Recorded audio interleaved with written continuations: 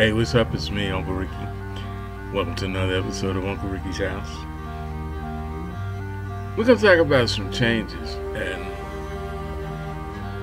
the reason these changes are being made is going to result in probably the downfall and perhaps the legal prosecution of another prominent right-wing figure. But it's not anybody from the legislative or former executive branch. It's not any current politician on either side. It's someone from the third branch of the government, the judicial branch, the Supreme Court Justice, in particular Clarance Thomas.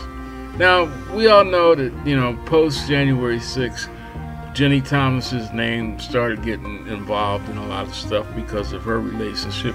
And we still don't understand how far that goes, because out of all the people, all the lawyers, all the politicians that have gone down for their relationship with Trump leading up to the election and post-election, Jenny Thomas's name came up. There was a definite connection. She had definite energy involved in it.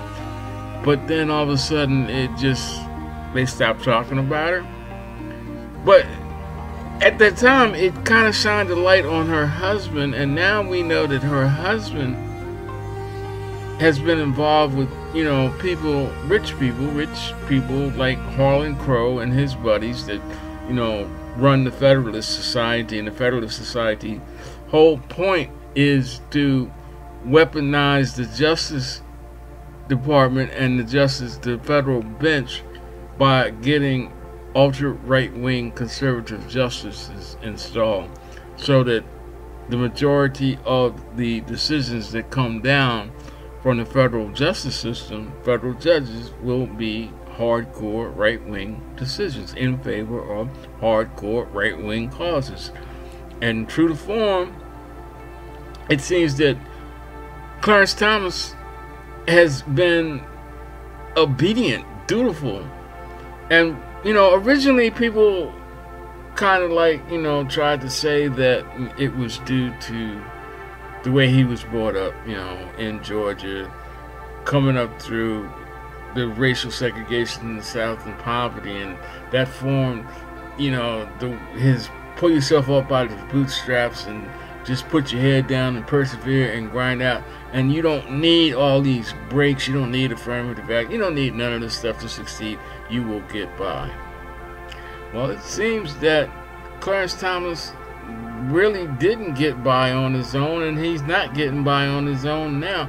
He's being financed by the people that have their hand up his butt, moving his lips, making him say the things that they want to be heard in order to have their way. Clarence Thomas has been on the bench for 30-some years, has never recused himself in any case, and now it's coming out, it's being made public, that a lot of the cases that he represented, that he heard, were cases that his wife was a consultant to. She didn't represent him in before the justices in the Supreme Court, but she was advising the people that were bringing the cases, the lawyers that were actually trying the cases. Now, I guess even to a fifth grader, there might be like, well, how could she be his wife and he be, and he's making the decisions? Hey, that's what the whole country wants to know now. And they want to know because the Supreme Court only has like a 23-25% favorability rating, and that's lower than any other branch of the government. And the Supreme Court is the branch that's supposed to be about protecting our legal system. In other words, keeping justice blind, unbiased, and making those hard decisions on whatever that comes their way. Well, it doesn't seem to be that way, and they have a majority Republican voting bloc or decision-making bloc, and it seems that, because of the way the Supreme Court selects its cases, that over the past 20, 30 years, they've been spoon-fed different cases by different causes, hoping that they would get picked up. And when they got picked up, that the conservative voting bloc that they have now, they haven't always had that, but now that they haven't, can use those cases to overturn precedent, overrule laws, and basically take the country back to Leave It to Beaver days. And that's the whole purpose of Clarence Thomas. And it seems that he's done his job well, and he has been paid well. $500,000 vacations for him and his family. Summers with the boys up in the Adirondacks at private retreats, you know, just him and the boys drinking, brandy and smoking cigars. But yet and still, Clarence Thomas just wants the country to believe that he's just a simple country boy with, conservative values, and he's an RV type. He's an RV type. He doesn't really want to be with the rich. He just doesn't want to be with the poor. He just wants to represent the common man. And that's not how it seems to be. The list of things that have been done for Clarence Thomas for no apparent reason other than Clarence Thomas is who he is and sits where he does is long. And it's wrong. And now, because the court is where it is, and the cry to increase the size of the court, which would break that stranglehold that the conservative right has on the Supreme Court, and these justices are there for life. So even if they lose a justice, they still have the majority until somebody dies, and if that person dies at the right time, there'll be a Republican president in the White House, so they just put up another person. But if all of Clarence Thomas's dirt comes to light, and nothing happens to Clarence Thomas to, take the spotlight off the court itself and put it squarely on Clarence Thomas,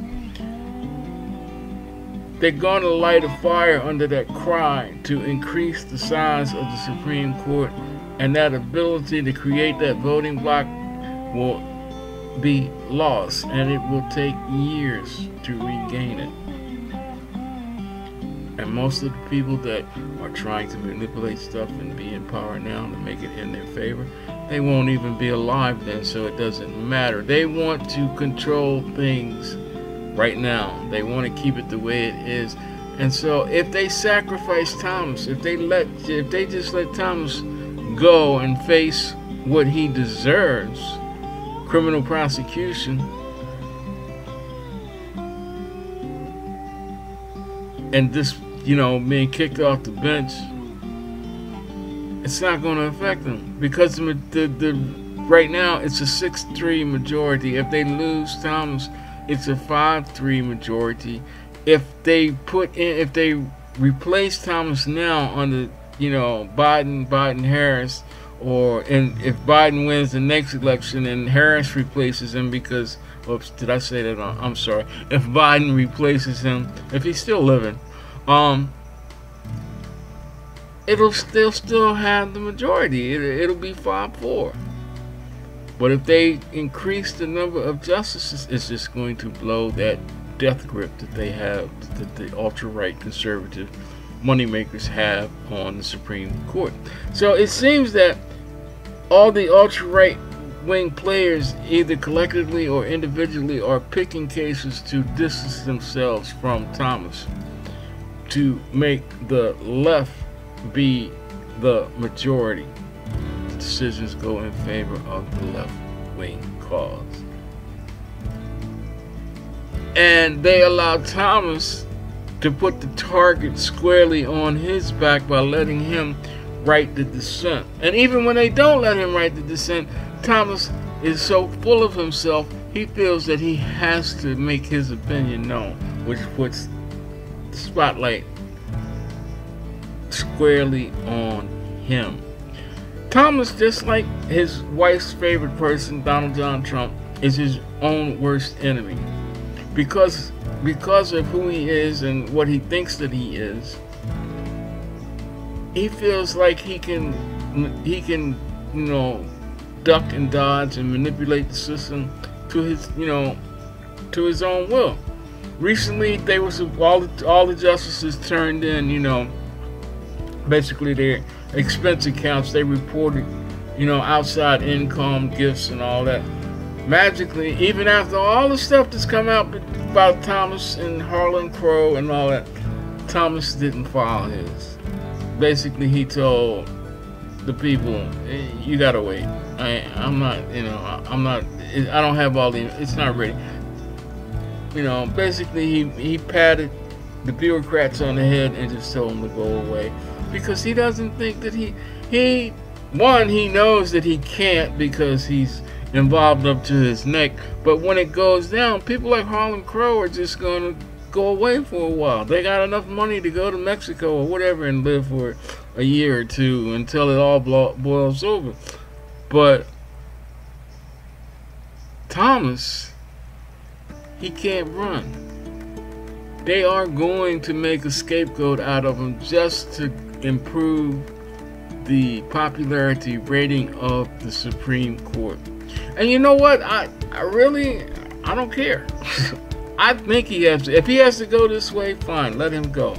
But let him go now. Get rid of him now while there is the other party in the White House. If they get rid of Thomas now, I don't think McConnell can pull the same stunt that he pulled on Obama when a right-wing judge died and Obama had to fill that seat, and they denied Merrick Garland the seat for a year until the election. And then guess who came to dinner? Donald John. And then he puts in 3 hood-wearing personas. It's a game of numbers. It's a judicial game of stratego, and it just points out how twisted America really is. But however it goes down, if it goes down, when it goes down, we will be rid of Clarence Thomas. And personally, I'm willing to let that happen just to see him go bye-bye. Think about it, meditate on it, get back to me. I don't know, maybe I'm wasting my time, but whatever. I love y'all. Peace out and God bless from Uncle Ricky at Uncle Ricky's house.